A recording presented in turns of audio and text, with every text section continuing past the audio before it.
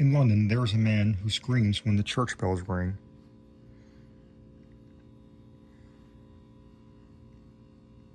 He lives all alone with his street cat in Gray's Inn, and people call him harmlessly mad.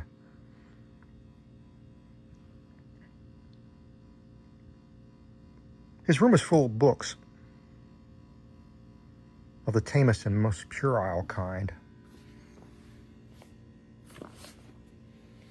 And hour after hour, he tries to lose himself in their feeble pages. All he seeks from life is not to think.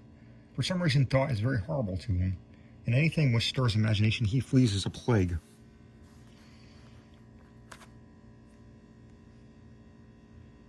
He is very thin and gray and wrinkled, but there are those who declare he is not as nearly so old as he looks.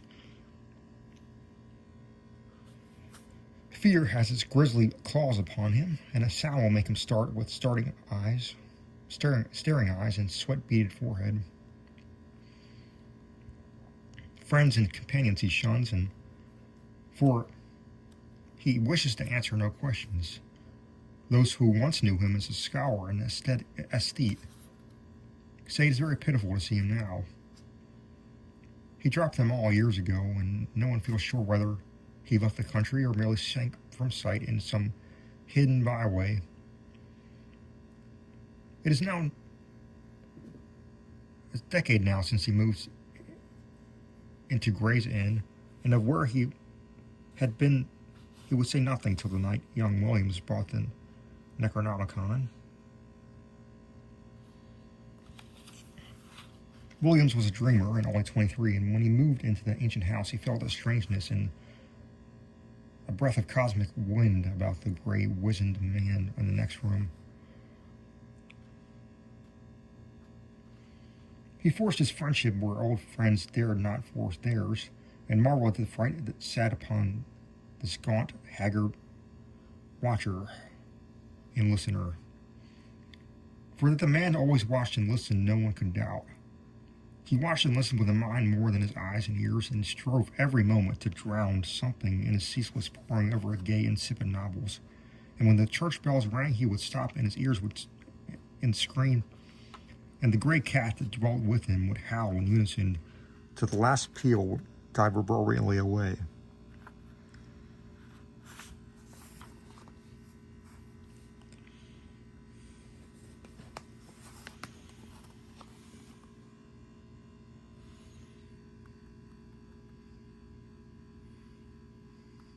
But try as Williams would, he could not make his neighbors speak of anything profound or hidden. The old man would not live up to his aspect and manner, but would feign a smile and a light tone and prattle feverishly and frantically of cheerful trifles, his voice every moment rising and thickening till at last it would split into piping and incoherent falsetto. As learning was deep and thorough, his most trivial remarks made abundantly clear, and Williams was not surprised to hear that he had been to Harrow and Oxford.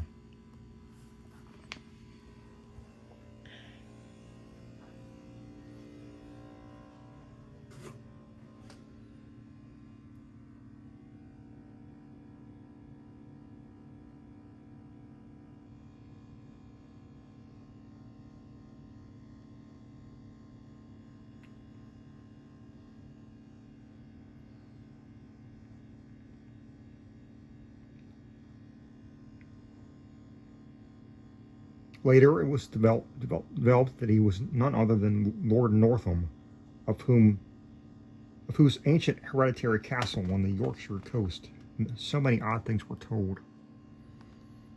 But when Williams tried to talk of the castle and of its reputed Roman origin, he refused to admit that there was anything unusual about it.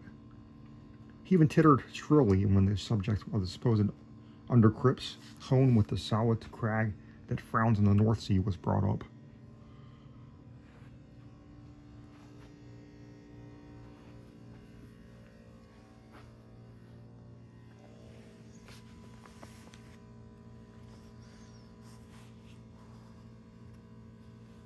So matters went till that night when Williams brought home the infamous Necronomicon of the mad Arab Abdul al-Hazred.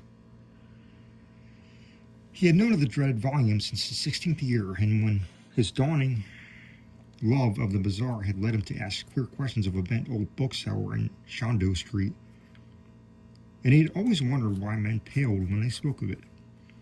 The old bookseller had told him that only 5 copies were known to have survived the shocked edicts of the priests and lawgivers against it, and that all these were locked up with frightened care by custodians who had ventured to begin a reading of the hateful black letter.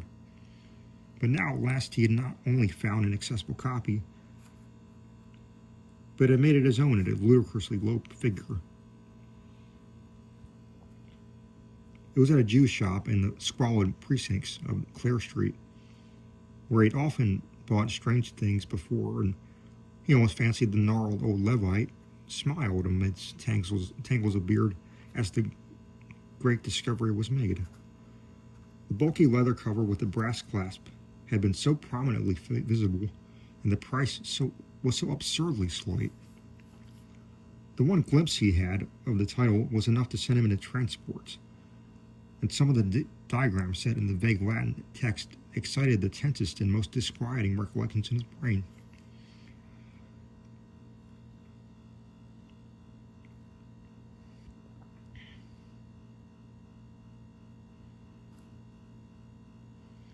He felt it was highly necessary to get the ponderous thing home and begin deciphering it, and bored out of the shop with such precipitate haste that the old Jew chuckled disturbingly behind him. But when it at last was in his room, he found the combination of the black letter and debased idiom too much for his powers as a linguist.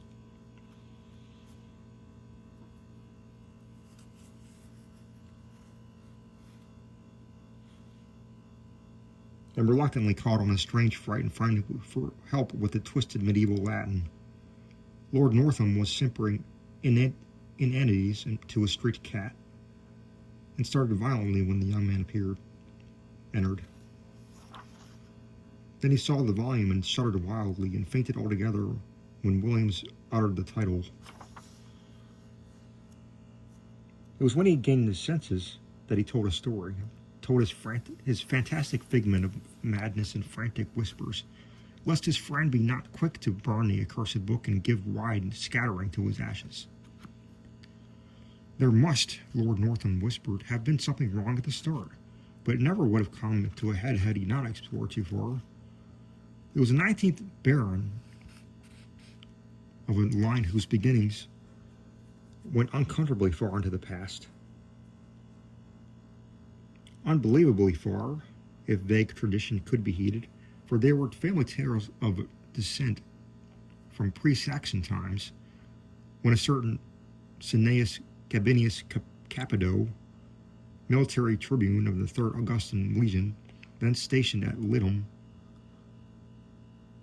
in Roman Britain, had been summarily expelled from his command for participation in certain rites unconnected with any known religion. Gabinius had, the rumor ran, come upon a cliffside cavern where strange folk met together and made the elder sign in the dark.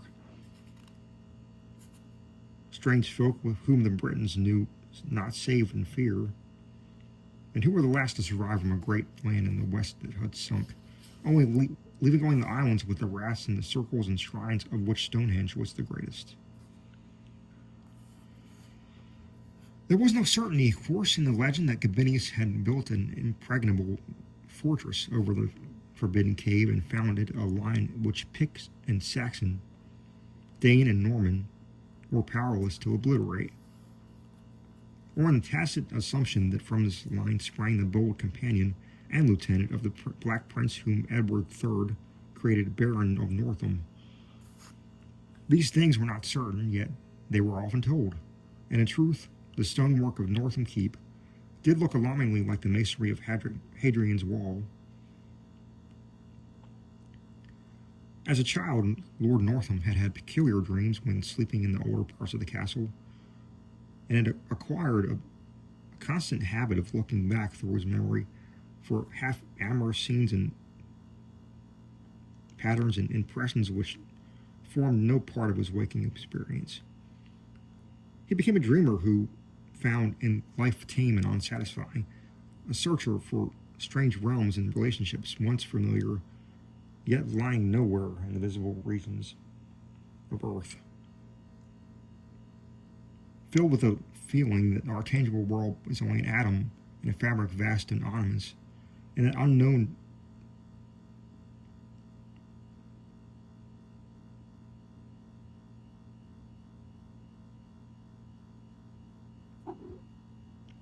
the Messness Press on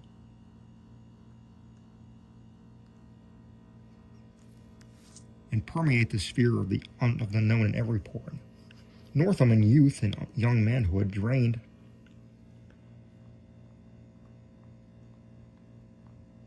in turn the founts of formal religion and occult mystery. Nowhere, however, could he find ease and content, and as he grew older, the staleness and limitations of life became more and more maddening to him. During the 90s, he dabbled in Satanism.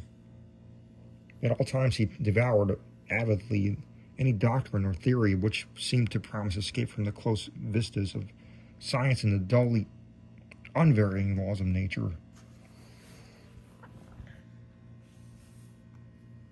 Books like Ignatius Donnelly's chimerical account of Atlantis he absorbed with jest, and a dozen obscure precursors of Charles Fort enthralled him with their vagaries. He would travel leagues to follow up a furtive village tale of admirable wonder,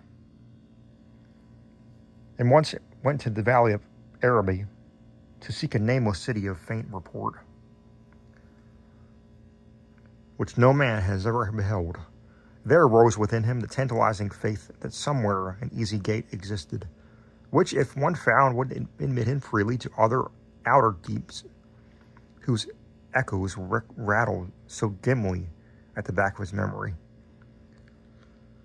It might be in the visible world, yet it might be only in his mind and soul.